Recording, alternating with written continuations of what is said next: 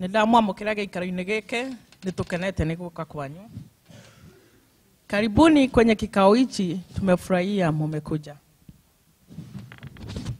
Bienvenidos a nuestro taller, gracias por estar aquí.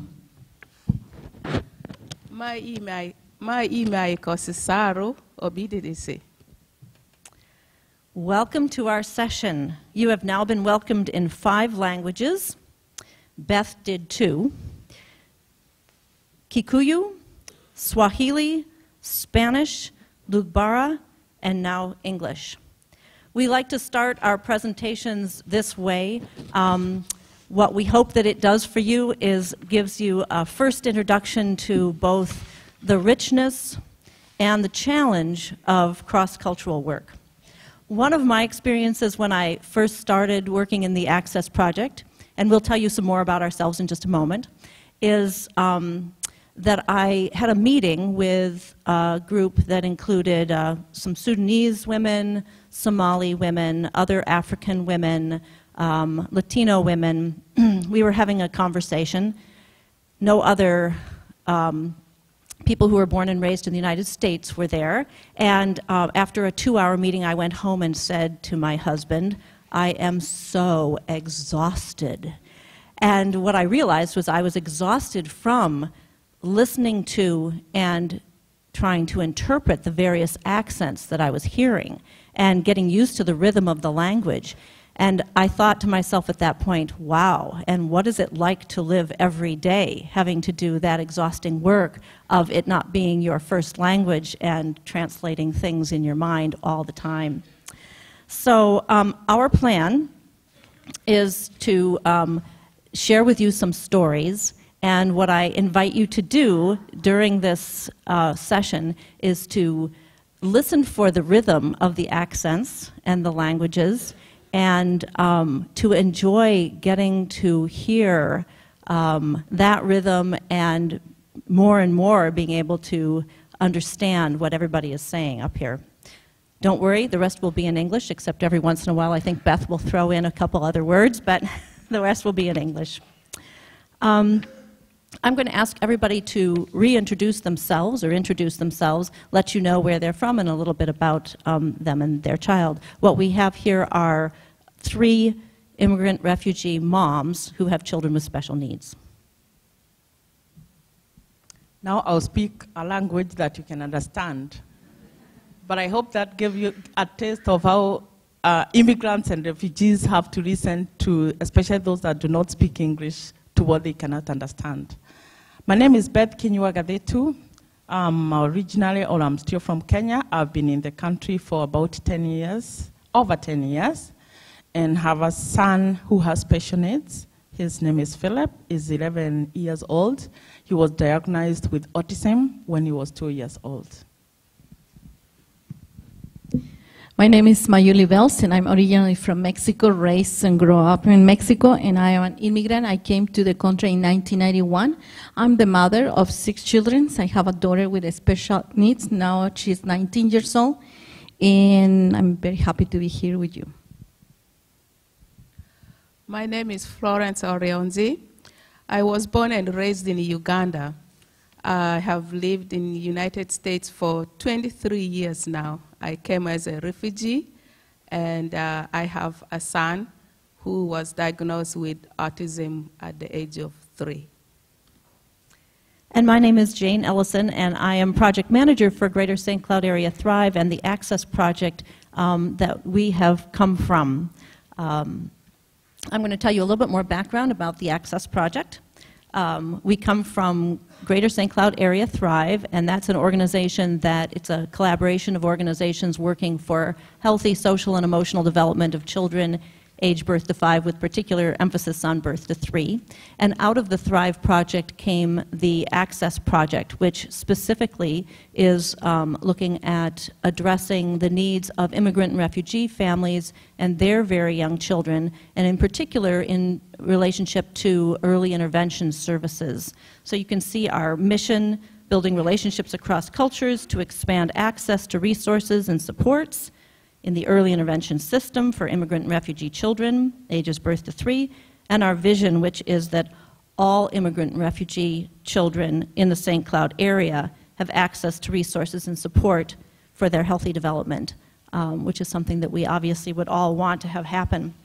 And, go ahead. So, as a team of immigrant and refugee community leaders and early childhood professionals, we, as Thrive, conducted some forums where we were learning from the immigrant and refugee community members what they felt were the most important goals in regards to that vision and mission that we had as a Thrive Access project. And so these are the goals that were developed by that team: increasing the number of diverse licensed early childhood professionals, expanding access and cultural sensitivity in early intervention by creating co-learning opportunities, and expanding intercultural sensitivity and competence of interpreters. So those were the three goal areas that we've worked on. It has been a joy doing this project, and the learning has been amazing. We, in our project, have always focused on co-learning, so opportunities for everyone in the room to be learning from each other. As we had this opportunity to do this presentation, the four of us got together and I just said, let's just talk about what it's like to be an immigrant or refugee mom with a child with special needs, and what was that experience like. And what we'd like to do today is share those experiences that these three folks shared at the time. And then I'll share a little bit more about what we've learned by being part of the Access Project with maybe some people who don't have the education or English language skills as the people who are sitting in front of you here. So I'll have Deb move forward to the themes. These are the 4 themes after we talked, which was a wonderful conversation. We developed these themes that we will tell stories from. The similarities and differences, bridging multiple cultures is the first theme. Isolation and being far from the family, the second one. Cultural differences in the perception of special needs, interactions with professionals, and the benefits and joys from our children with special needs. So at this point, what we'll be doing is I will say the theme, and these folks will give you some stories from their own perspective around that theme. The first theme, and I'll have you change the slide. The first theme is similarities and differences, and bridging multiple cultures. First, what I want to say is that as we talked about our stories, what is so clear, and I'm sure you all know this as well, is that there are so many similarities. All parents of children who have special needs struggle with many of the same things. And it doesn't matter where they come from, what culture they come from, etc. So there are many, many things that you'll hear that sound very much like all the other parents that you work with. But I really invite you to think about, listen for the differences, and also think about how some of the things that are similar have a special twist because of the immigrant or refugee status of the family. As we were starting to talk, Majuli just did a lovely job of talking about this idea of bridging multiple cultures. And so I'm going to have her start to talk about this slide around similarities and differences. Yes, like I mentioned before, I am an immigrant, and that bring me really to, in 1991, to be conscious of my role of immigrant here in United States. Language, culture, customs, etc. was part of my everyday adjustment in life. And at some point, navigating the systems turns to be one of the process of integration and understanding. So, like an immigrant, I really think that we play different roles, understanding and bridging to the multiple cultures that we need to connect. So one was the culture of the United States. What is to be now in a country that speaks different language and has different customs, and how to rescue my own roots and maintain my culture and the new culture in my new family. We are a blended family. And then to learn the educational system was another process. Every system opened to me a new way of connecting and learning how it's working. I give you an example. If I was bringing my children to the doctor appointment, I need to relate in an interpreter. And many times the interpreter, I assume that she was my advocate too. Wrong. But take me years to learn what is the role of the interpreter, what is the role of the advocate, what was my role, like a parent, a worried mother in the office room of the doctor. So learning all these systems doesn't happen like that. I need really time and years to adjust and to connect. So many times I see myself, okay, what is my role here? And practically, you know, my brain works in image, and I see myself like stretching myself and building like a bridge, you know, where me and others can walk to connect the cultures that I carry and that I'm learning. So this co-learning process was very important for me in every setting to bring it up. So I talk about the immigration system. I started working with my own community in my area, and I learned that, you know, I was a privileged mother, definitely, because I was at home, mom, and I have the proper documentation to navigate the systems. But I relate to many parents that doesn't have the proper documentation, and they live in fear every day. So it was going to be a different kind of relationship to build and different bridges to connect. And I will invite my other colleagues to continue here.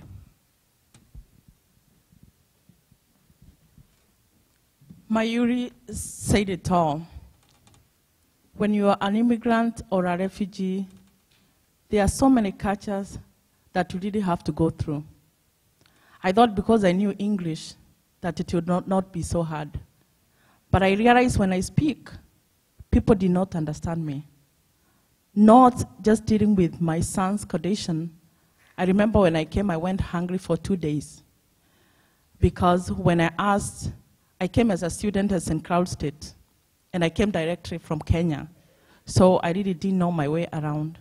And when I asked, where can I buy something to eat? And people told me, a couple of blocks. In Kenya, when you say a couple of blocks, you really need to count the blocks 1, 2, 3. So where do I start counting? I asked about 2 people, and they told me the same. At the time, everybody looked alike. The directions were the same. So I didn't want to ask so many people just in case I asked the same people.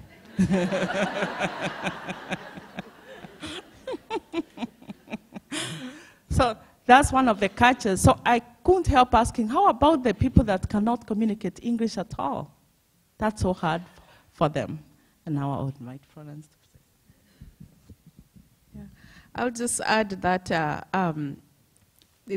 as we're talking about children with special needs, so one of the things that was hard for me was, at least I can communicate in English with accent, but also every time I thought of reaching out to get something for my son, my background will hold me back because I'll think, oh, what are people going to think?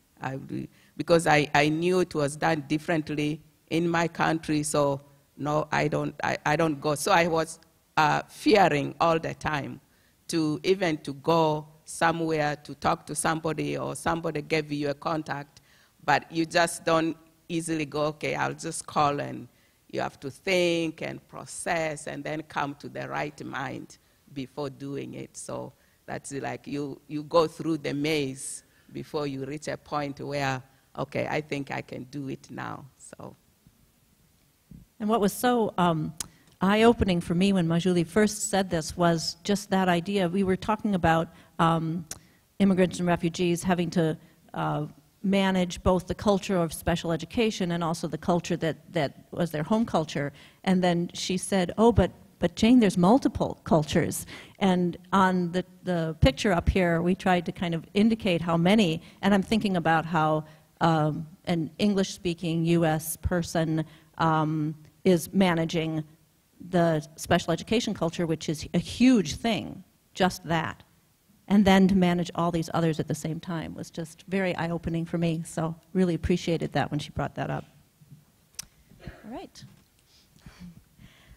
The second theme is isolation and being far from home, and everybody will share some thoughts about that theme of being isolated and being far from home and their experience.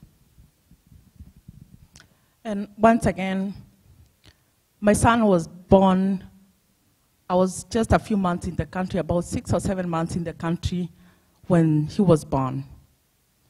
The only people that I knew at the time were students, because I was a student. As an international student, it was tough enough. I was all alone, just my husband and me. You really feel isolated.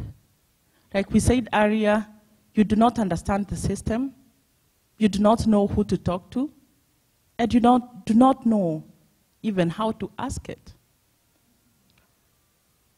And then it was hard. I think to say it was hard, it was tough, it was an understatement, because you really feel alone.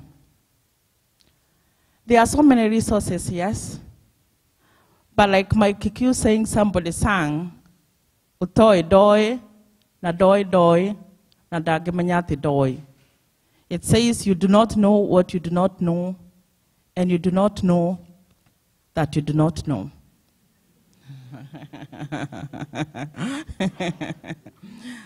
But now I know.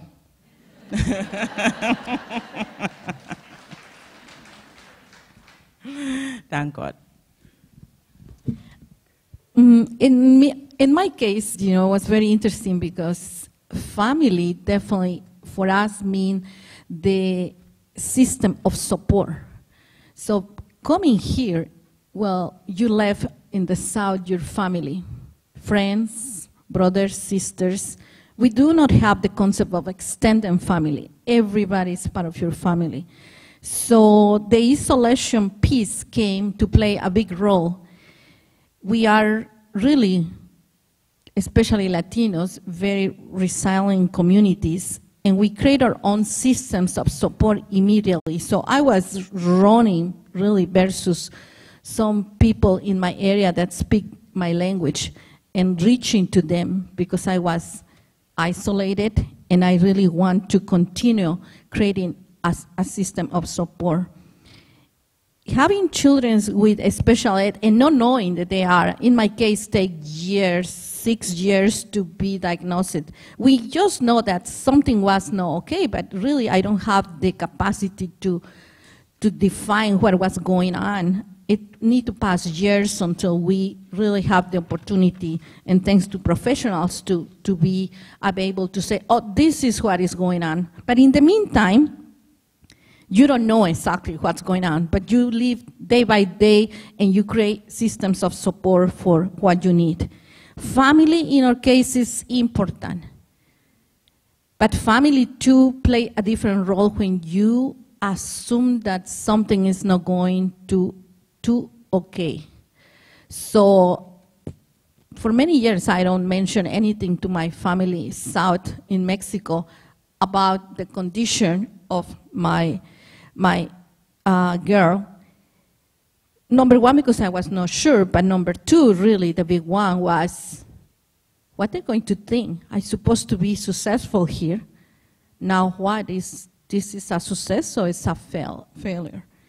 So I was, you know, working into my older culture where our children are sometimes, situations that we don't feel comfortable are hiding in those pockets. So that was for me the kind of isolation. So I isolate myself at some point, no connecting with my family at the level that I really wanted. And need to pass time and educate myself to create my system of support here locally and be able to connect with my family in the South again. So for me, the part of the isolation I felt was because with professionals, with friends working, there was one thing that I could not share with people here because I felt like they would not understand. When my son was born, he was born after 3 girls. In my culture, a man has to have a son as a heir. So I had taken the 3 girls. We took the 3 girls to Uganda. They were happy, but they were still looking for the boy, who is going to be the father's heir. So when we came back, I guess the Creator, whom I call God, listened to them and then gave us a son. So it was going to be difficult to say, by the way, your son that you prayed for actually has autism, and autism is something that interrupts your social and cognitive development. So I couldn't do that. I couldn't tell my family there was something going on with my son. And also that I could not share it with somebody. I felt like nobody here would also understand. So that made me go inside myself instead of going out to seek. So yeah, so to say the heir of the father is not right. And also remembering that when somebody gave birth to a child who didn't develop typically, they were usually isolated, even in the culture itself, because nobody understood what that, and there were, nobody did anything about it. So families just protected themselves or dealt with it on their own. So that was a big part for me that gave me really a lot of deep thoughts.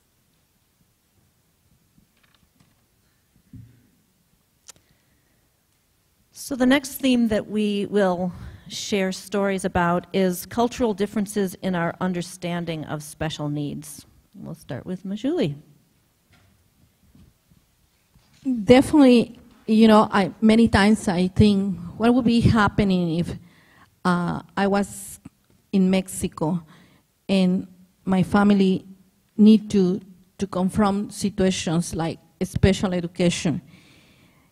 Definitely the system in Mexico specifically, it's based in privilege. We have a public education system, but we don't have a special education system built into the public education. So what happened with these children regularly is isolation. We hide them, we put it in special schools, probably in big cities.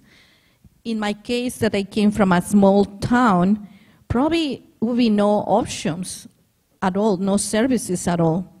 I want to mention that not too long ago, we need to fight a case with the immigration authorities about a Latino family living in Rockville that has a child with special needs. And mother was going to be deported. And the way that we built her case in front of the immigration judge was that if that child, 5-year-old child with Down syndrome, come back to the village where mom's origin was, she was going to be totally isolated. The support system would be probably just families. She said, Grandma is going to take care of her down south, and I'm going to work, definitely. I need to go to work. So the child was not going to have anything at all down south. Nothing really. No either the right to go to the regular public school and be educated. Because what we do with these children is really separated for the regular classroom. And if you're lucky, maybe you are going to be able to put it in a special school. But that's not the case for the majority of the population. So our system, it's not really based in the right to be educated. It's more about what is your economic capacity and what are your possibilities to relate to services. So again, you know, when we see the cultural difference and the capacities that we have here to connect and have access to services, we think this is definitely a plus. By the way, the case that I was talking, mother was finally accepted, and the judge write immigration status for her. She's a no permanent resident, but with the right to work. And the child that was born here has the right of services that her citizenship allow her. Okay. As far as I know, there's no special education system that serves children with special needs. So if we were living in Uganda right now, we'll just take care of our son. We'll love him. He might not even go to school, because school doesn't have any system to support somebody who needs extra support. So in Uganda, like I said, as far as I know, there's no, you go to social services, or you go to early childhood, or there's nothing like that. If you have a child who has special needs, you just take care of them as the best you know. That is so true in Kenya too, although things are kind of changing. Because before, it was either you are okay or you are not okay. Mental health is madness, is craziness. You're just sick. So they're just sent into mental hospital, just treated like other people who are crazy. So it's kind of helpful. And then if they are not very way off, then they can just go to school, but there will be no support, there will be no paraprofessionals, or there will be nobody supporting them. So it's you, when you have a child with special needs, it's really up to you to take care of your child. The family may help for the most part. Thank God, it takes a village to raise a child, but that's about it. The government doesn't really do much. So our fourth theme is interactions with professionals, and we have two sections of this. The first one is we ask the question, who helped? Who helped you? So for me, who helped me? Who helped my family? You early childhood teachers out there, give yourself a pat at the back. Because it was, I had stayed home with my child for 2 years when he was born, and then took him to daycare when I started working. So at the daycare, even when he was 2, he didn't talk. So I'm sure they kind of noticed that maybe something, but they could not say, oh, 2-year-olds don't talk. And so, but when he was 3, he was in the same center, but one teacher was able to gather courage and tell me, I'm not saying that there's something wrong with your son, but if I were you, I'll take him to early childhood for assessment. And I mean, by that point, I had felt that he wasn't developing typically, having 3 children already, so I was comparing. So I already knew that something was not going on right. But so this was somebody who actually confirmed my fears, and so I really am grateful to him. If it wasn't for, if he didn't do that, would have just have stayed, maybe he would have been diagnosed until he was going to kindergarten or something. But it was an early childhood teacher who told me, take your child to be assessed. And he said, if you were in my district, if you were in my school district, I will just invite somebody from early childhood to come and look at him, but I can't do that because you live in a different district. So I had to go to the district where we lived, and the process of diagnosing him started. And you know, in our case, definitely, I remember very clear the day that I went to pick up my mail, and I found a green paper, and it was the community education paper. It used to be green. I don't know these days what color it is, but by that time, I with my broken English, I remember a sign. I opened the newspaper, and I was always looking for activities for the children. And I remember in the center of one of the pages as an announcement that say, if you have more than 3 children, we go and visit your house. And I said, well, I have more than 3. I'm going to call them right away. I don't remember who answered. I remember that somebody that speaks English in the other side. But I was very, very sure that they grabbed my address. Weeks later, not too long, 2 persons show up at my door. One was a parent educator, and the other was a children's educator. And Michelle and Linda came to my house, and that, I don't know anything at all about ECFE and all these acronymics and what it means and what is special education and what is community ed. Nothing at all, really. Nothing. Really blind about the system itself. But I remember that they came every week for 1 day a week. They spend around 2 hours, and I have the opportunity to sit down one-on-one with the parent educator. Linda take care of the children, she bring toys, books, and I have the opportunity to have this quality time with who later really was my mentor. And Michelle has the capacity to listen to me, even with my broken English.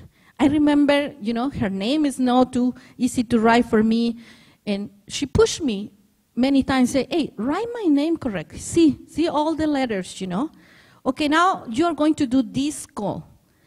But she was behind me, and we practiced, and we pretend, and she really played the role to be a mentor. She guided me to understand. She made many pictures with diagrams and things to give me the possibility and the capacity to understand. And really, with the years passing, I don't know at that moment, she was empowering me to be my own advocate and to be my own voice. Up to date, really grateful for her work. It was not for her. I don't know exactly, what would be the path to walk. But it was a co-learning session every week that we came together. And, we have many good stories. We share foods, we share recipes. At some point, she has her first daughter, and we have the privilege to build a friendly relationship with the years passing. But definitely, to all the workers in the special education system, to all the programs of ECFE, I guess that model need to continue and partner with new immigrants. These home visits was a pure goal up to date, and really have ripple effects during the years to come.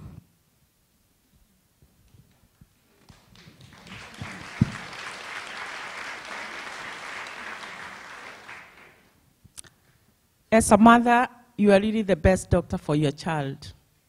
As he was growing up, we knew there was something that wasn't quite right, only we did not know what. We asked the doctor, he had a reaction after 6 months, and we knew that was not okay. We took him back to the doctor, and the doctor said, he's okay, he's going to be well. From that time on, that's when things changed. And from what he knew, he started deteriorating. It was hard to watch him. The little skills that he knew, not only was not making progress, but it was going backwards. And every time we asked the doctor said, he's okay. He's a boy. He'll speak when he's ready. Boys take their time. They also said, you're speaking 3 different languages. He's getting confused, so that's why. And sometimes probably that's what you know there's something not quite right, but probably that's what you want to hear because you want to keep your hopes up. It was not until when he was 15 months, as an international student, I was required to either go back to my country or step out of the country to go and renew my visa. So I went to Canada, and I was there for 4 days. He was left with my husband. And as I was coming back, excited and looking forward to meeting my son, they came to meet me at the airport. I had noticed earlier that he really didn't have these connections because I was going to school, and I just told myself, it's because I'm gone, and they're having this good connection with the dad. So I was fine with that. But after the 4 days, he did not look at me, was not ready to give me a hug. I was part of the crowd. Then that's when I knew, and I knew there was something not quite right. I was not ready to listen to the doctors no more, or anybody at the time.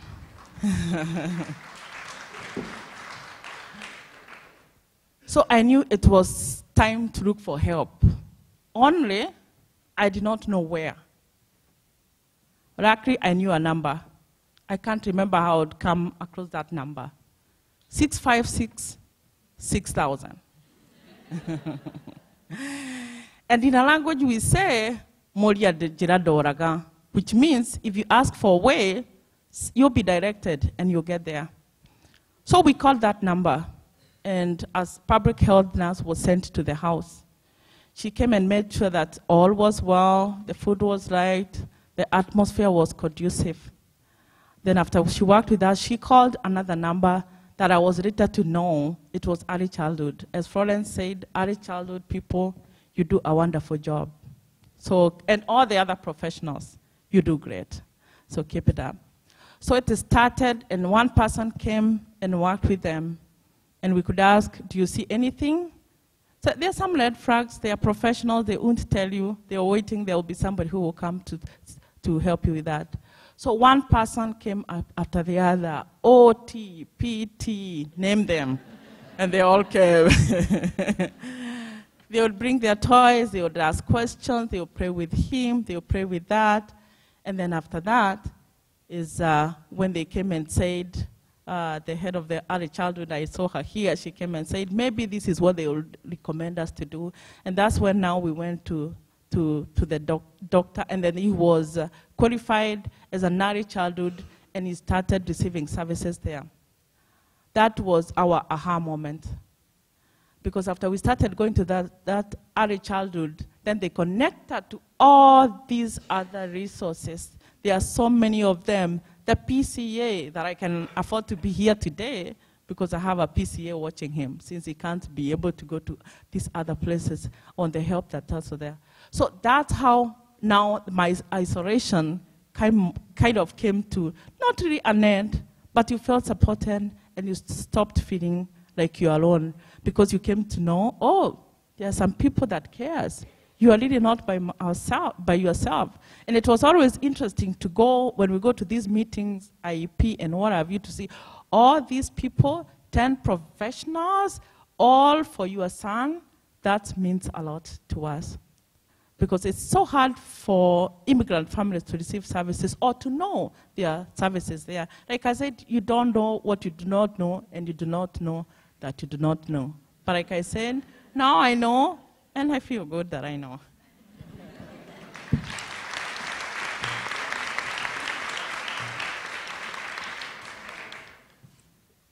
So also with interactions with professionals, we also asked the question, what are some challenges? We'll start with Majuli.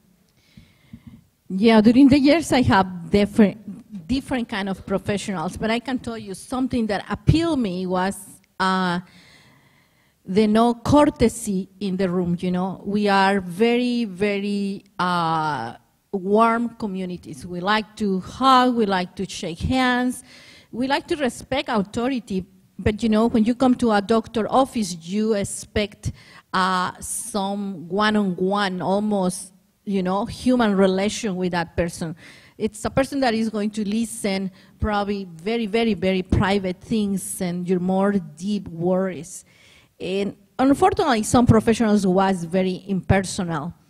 I remember writing some letters to the clinics or the hospitals in a couple occasions because the attitude was like, okay, you do not know. I still remember one time I need to show up in the doctor office. I was not really dressed up. It was summertime. I remember going very unprepared to that appointment. And the doctor really don't put any attention to what we was talking about. It was very important. It was very important. It was one of these new stage that my daughter was showing up. And we don't know how to explain that. But we don't receive any professional direction at that moment.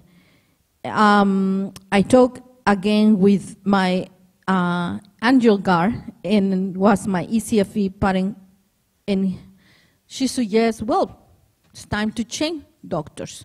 Maybe we need to start looking for something different. And I guess was the best advice, definitely. It's a matter to look and to know. One of the things that with the years I learned is that we need to get prepared. My next visits, I always carry a notebook, and I craft the most powerful questions that I can think ahead of time. So I prep for that, and I was coaching to do that. And definitely the attitude of the professionals changed that soon that I changed my own attitude. I changed my demeanor too, you know, how to present myself to the doctor. I'm a short person, but I try to present myself like the tallest in the world. You know, trying to get some points of power of what I was looking to find. So definitely we need to work our paths and our ways to reach for the stars that we are looking for.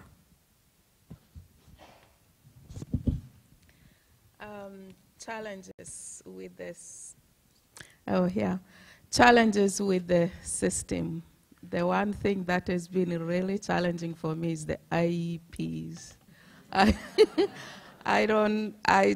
think right from the beginning I didn't understand it, and so I just say, okay, that's what you do, so just write what it is. So understanding IEPs really has been a challenge for me, because I feel like the special education teacher who is supposed to help my son is writing IEPs or getting the deadlines or what is taking more of their time than what they could be doing with my son. So, so yeah. So even when Jenny explained earlier that one of Access goals was to train professionals. So I was lucky enough to be one of those people to be trained. So I did it.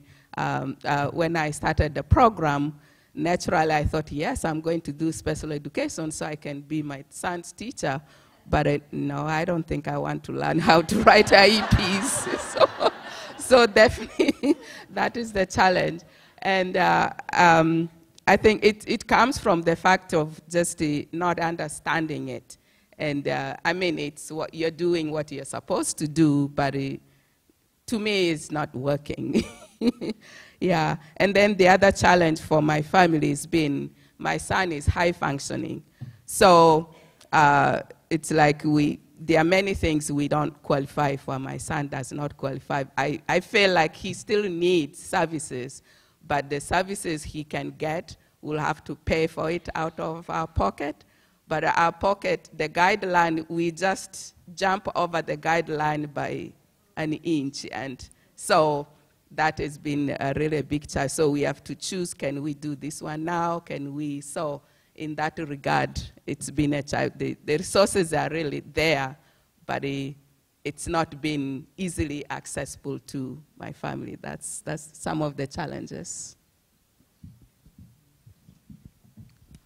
Yeah, the challenge that I said earlier was with this doctor that I had. And how I got this doctor was that since I was so new in the country and I didn't know nobody, didn't know who to ask, I went to the health services and I just said, the doctor that you recommend, I'll take him, I'll take her. So as I was later to realize, he wasn't even a children's doctor.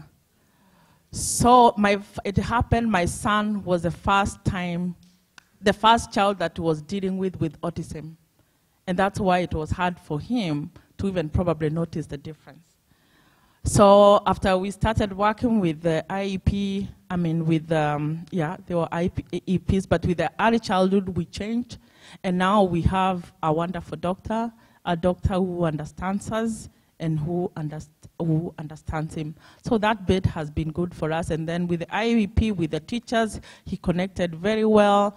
he did so good. He was happy to go to school, and really were treating him with respect. But that was not to last for a very long time, because now he needed to move. He's in sixth grade. So this has been one miserable and very challenging year for us. Why was that? To the teachers, because not the fault of your own, but I think what I would advise is these kids with special needs do not need just a one-time visit, especially when they have to be, if they have been in the same school from kindergarten to 5th grade, they have come to like the teachers, the paraprofessionals, and I have come to like that at their home.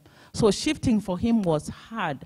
The teachers where he is now are doing the best, the paraprofessionals are doing the best, but that connection and uprooting him from what he had called home was hard. So my suggestion to you out there is that do a one-semester process. Let them go visit the school, let the teacher come visit the other school, and I think their life is going to be easy. So I know that our time is getting really short, so I'm going to ask you three to very quickly say a joy about your child, and then we'll wrap up with a couple of resources for you folks. I feel that I've been lucky and blessing with all my children, but especially with my daughter, in the sense that, you know, she's very high functioning and take years for us to understand exactly what was going. Many times was say different things about her, and I always think, well, she'll still be my joy daughter. Probably I'm going to challenge her name. She was the entry point to me, to the cultures, the American culture, and I always see that it's kind of an onion, you know, every time you peel another layer, and I still up to date, you know, feel that everybody of us is unique and deserve the possibility to reach for the higher stars. And I really think that at this point, I'm thankful. I'm thankful for the experience that she continues to bring to us, and to the opportunity to learn other doors of entry, the culture, especially when we are immigrants and we came with no knowledge of what is the new land that we are going to embrace to be our countries. Thanks, Majuli. I feel lucky that Philip is born in a country where resources are readily available. He has an infectious smile that makes our day every day. He has a very pleasant personality. He has made me to be grateful for every small positive thing that I see. He has taught me to be contented with small things. He's taught me to appreciate anything and not take anything for granted. When we can eat, when we can breathe, whatever we can do, we see like it's automatic. But these kids with autism, everything has to be taught to them, including what we all like to do, scooping food and putting it in the mouth. So it's been taught me a lot. Thanks, Beth.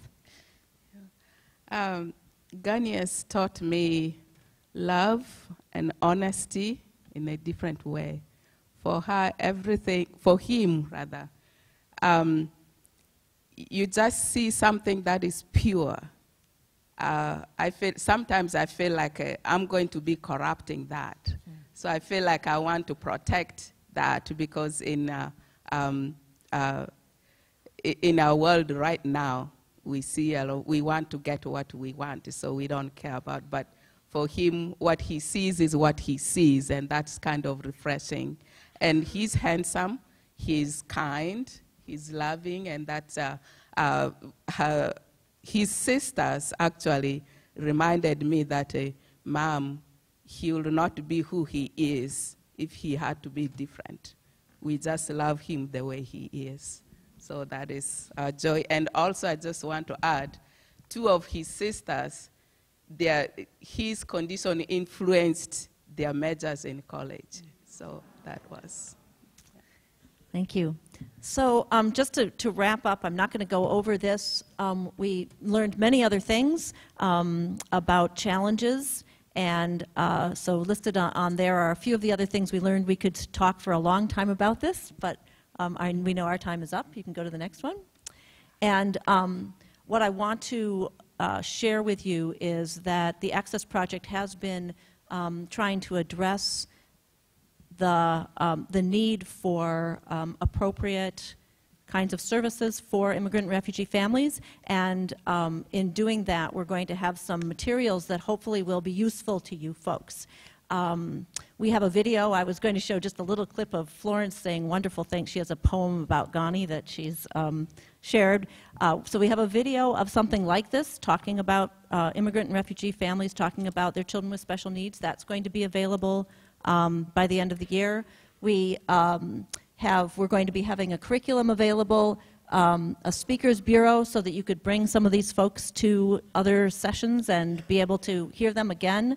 And then we had an interpreter group, and I do have some of these, and I'm just going to put them up in front in case anybody wants to grab them. And Deb is saying that they can put them in the Great Hall. This just actually is a link to a YouTube video that was put together with one of your colleagues that is meant for interpreters who are going to do interpreting in an early childhood special education session. So it's a 8-minute video that explains early childhood special education to the interpreters. So that's what that's for. We have a tip card that's for you folks, some simple recommendations, and then specifically about how to do a 5-minute pre-session before you work with an interpreter. And then we have what we found in one of our trainings to be the thing that people enjoyed the most, which was, oddly enough, some simple language for what you folks do. And the interpreters at the event said, so why can't they talk that way? And then we'd be able to interpret it. And so it's the PowerPoint from that presentation so that you get some of that simple language in case that's helpful to you. And with that, I wish we could show you that little bit of Florence, because it's just such a lovely way to end. But, okay, they all want to see it, so we'll do it. Okay, good. So we'll put this on.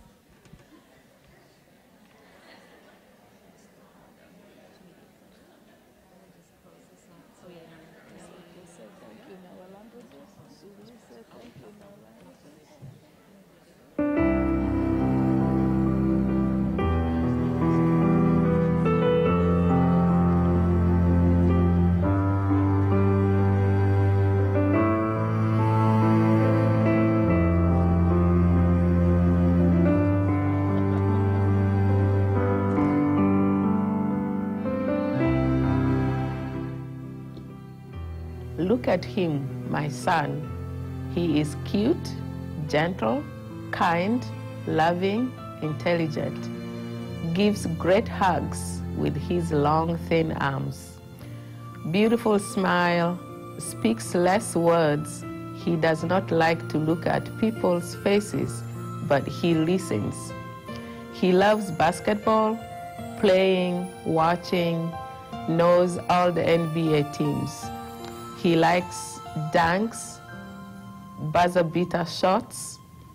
He likes to play games on computer, video games. He is good with numbers, does not forget easily. He loves his family. He likes popcorn, McDonald's, hot dogs, fruits, corn, raisins, dry cereal.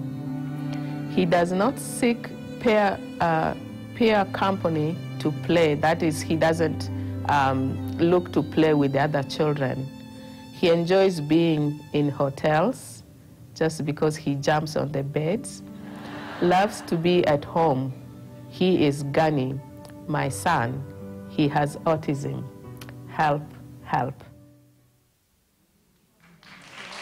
Thank you.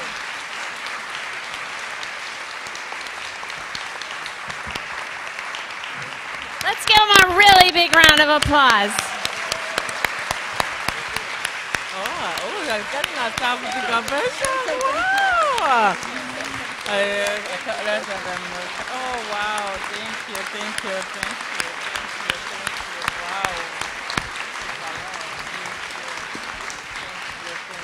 Wow. We all want to say thank you in our languages. No ega muno ni undu wa gututhikiriria. Asanteni sana kwa kutusikiza, tumefurahia. Gracias a todos ustedes por su trabajo como profesionales. Our default Thank you.